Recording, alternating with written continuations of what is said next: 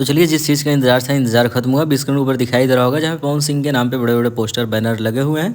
अभी तो सीन अंदर का दिखाई दे रहा होगा जहाँ पे पवन सिंह के बर्थडे को सेलिब्रेट किया जाएगा। पवन सिंह अपना बर्थडे खुद मनाएँगे। यहाँ पे देख सकते हो कितना ज़्यादा चेयर-वेयर लगा हुआ है और सब चीज़ का व्यवस्था किया गया है। बाकी आगे की वीडियो में कुछ और सीन आप सबको दिखाई देगा। पहले यहाँ पे आराम से देखो, एंजॉय करो और हाँ, चैनल को सब्सक्राइब कर लेना ताकि वहाँ से जितना सारा वीडियो है सबसे पहले आप सबको देखने को मिले। और यहाँ पे देख सकते हो पवन सिंह का जो आज गाना रिलीज हुआ है बर्थडे स्पेशल, उसका पोस्टर वोस्टर दिखाई दे रहा होगा। बाकी थोड़ा सा नेक्स्ट वीडियो में देखोगे कि खाने वाने का व्यवस्था अभी स्क्रीन के ऊपर दिखाई दे रहा होगा।